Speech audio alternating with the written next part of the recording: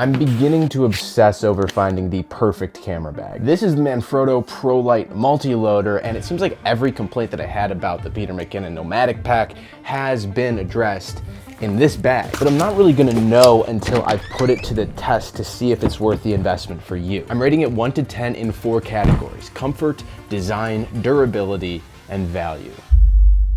So the bag weighs about 5 pounds when empty.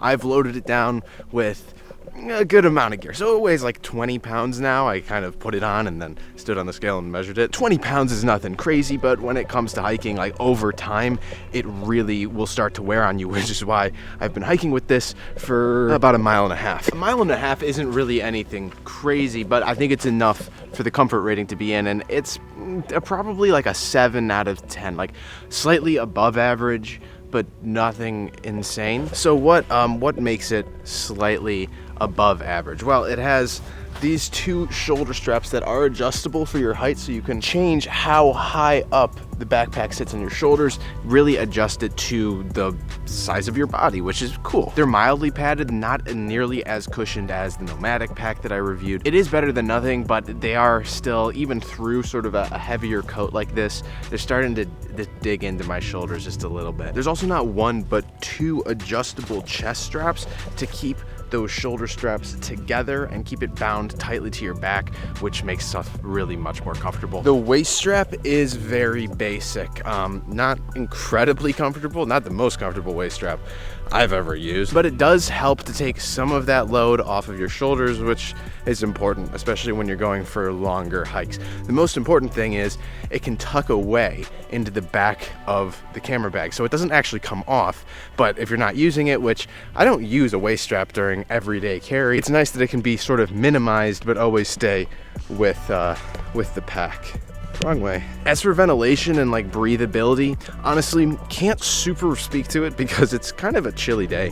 And again, I've only gone like 1.5 miles so far. There's sort of an inset valley along your spine that allows air to get up through there and right beneath the mesh, which makes it really breathable. It doesn't seem to like stick to my back very much, and during the summer I'm sure that'll be a much more appreciated feature. Additionally, there are carry handles along the side and right at the top, which means if you're working on it, getting stuff done, and you just need to move it sort of like from here to over here, makes it a lot easier. You would think that straps like this would be sort of a standard feature for most camera bags, but they're not. So definitely something that I appreciate, but that's getting a little bit more into the design side of things. Let's talk about design, because design is really important. First off, there's 3 points of access: the top, the back, and the side. The top access sort of opens up to this separate compartment. Here you can store some smaller things, like I keep my lens filters and stuff in here, but it can also be customized by removing this segment that actually separates that top compartment from the rest of it. So you can turn the top access into access to the entire larger compartment, basically giving you reach into the whole bag. The side access is awesome because it allows me to swing the camera bag around my body and reach my camera without having to put the bag down and root through it, which is good when you're in a muddy or wet location. You really just don't want to have to take the bag off. And if this is your preferred way of carrying your gear all the time, you can actually remove one of the back straps and then attach the other one to a different anchor along the side and turn it into a side-slung bag. This is something I've never seen done in a camera bag before, and really just ups that level of customization. Effectively, you get 2 bags in one. Of course, the back access is sort of your main access into the bag, where you can adjust everything that you need to and customize the inside and reach all of your gear at once. And it is from the back of the bag, meaning the side that's pointing away from you, as opposed to what I would call the front, which is the side that is adjacent to your back. It's put up against your back. This is good in some ways and bad in others. It's good to me because it feels a little bit more natural when you take the bag off to access something from the back, but it can cause some security concerns because it's a lot easier for anybody who's maybe going to try to pickpocket you in the city to access the entirety of your bag. Manfrotto tried to sort of mitigate this security concern with a built-in TSA lock for the zippers, which is a pretty thoughtful solution, but it actually doesn't really work all that well in practice because the length of the wires for the zippers that you connect into the TSA lock are so long that you can still get pretty good access to the pockets just by kind of shifting the zippers around. Not to mention constantly locking and unlocking your zippers when you're shooting in a city or in like just sort of a higher traffic, higher pickpocket risk area would be a pain in the butt. So I think it was a well-intentioned fix, but in the end, not very practical. What is super practical though is that there are a ton of straps on the exterior of this bag that can be customized with this sort of loop or anchor system. You can strap water bottles, a jacket, a tripod, anything that you want to the exterior of the bag, and then when these straps are not in use, they actually tuck away into the form factor of the bag so they're not kind of like strung out, dangling all over the place. And you can carry a tripod on the back straps, which is probably the most comfortable way, but it gets in the way of opening that back compartment of the bag to get full access to the bag because all the straps are looped into that back compartment opening door. So when you open it, you're actually moving the whole tripod with it, or you have to remove the tripod just to access it. So it's a little bit cumbersome. The side pockets are pretty good, but they're also pretty tight and there's not a whole lot of flex to them, which means I can fit my travel tripod in it, but I have to leave one of the legs out, which is not really a big deal. The worst thing though is that while it fits my 32 ounce, like sort of standard 32 ounce water bottle, it's so tight that the water bottle can't really fit all the way down. And so I would just like a little bit more flex in these pockets to make carrying water bottles and that sort of thing a little bit more comfortable. If you have a thinner, like smaller water bottle though, not gonna be as big of an issue. There's also a little exterior pocket right on the back that's great for storing things like keys or your wallet or your phone for easy access. Of course, I wouldn't really recommend doing this when it comes to that security concern. Like if you're in a city or in sort of like a higher risk area, again, this is gonna be a really easy target for pickpockets. So on the trail, yes, store your whatever in there, but maybe not in the airport. Finally, of course, there's a laptop compartment, and that is in between you and the main part of the bag. So it's the front of the bag, if we go by what I've been saying. And this comfortably holds a 17-inch laptop. It's well padded. You don't have to worry about damaging your computer. The interior of the bag is all right, but I actually don't like it quite as much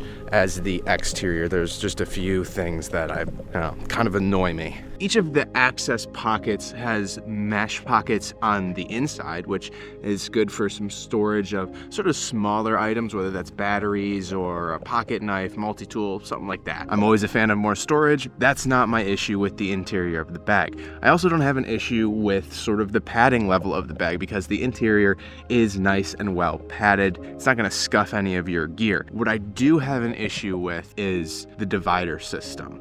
The dividers are, well, they're okay. Honestly, they're kind of a nice mix between rigid and soft. However, the seams of the padding in the dividers are put in kind of some inopportune spots, which leads especially the small dividers, the smaller pieces, to be really pretty floppy and makes it difficult to arrange the interior, get my gear to fit in there, and get it to hold in there firmly. Let me show you an example. So this is the pocket where I keep my camera, right? Obviously my camera is being used. This section of the divider has no Velcro on the bottom. What ended up happening was, if I pick this up, you see how it's shifting down? And then when I went to walk, it actually, it fully slid down like that. And it was held fine. It didn't damage the lens. But when I go to open up my bag, I don't really want to see any level of disarray whatsoever. That's sort of the issue that I have with these larger dividers, is this flappy bit here, and then the smaller dividers with these little unavoidable V's, sort of an inefficient use of space. Overall, I've got to give it another 7 out of 10 in terms of the design, because it's really practical and it's really customizable, which is great, but some of the stuff like those interior dividers and the dysfunction of having the main access on the back of the pack, not to mention the security concern, those problems have to dock at a couple of points. So I think 7 out of 10 is fair. Durability.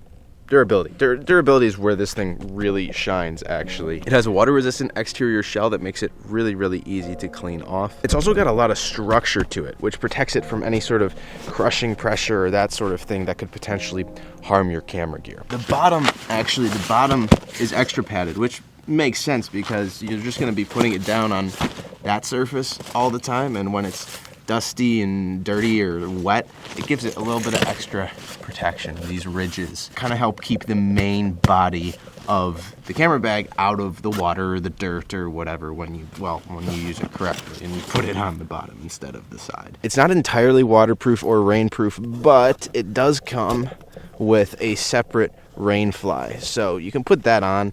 I just really wouldn't worry about it unless you're talking like torrential downpour. The actual water repellent skin of this is gonna protect it from most normal rain situations. Overall durability, it gets a 9 out of 10 because it is like just shy, just barely shy of being like perfectly waterproof, and it's firm in every which way. It's really, wow, it hits back. It's good. It's very durable.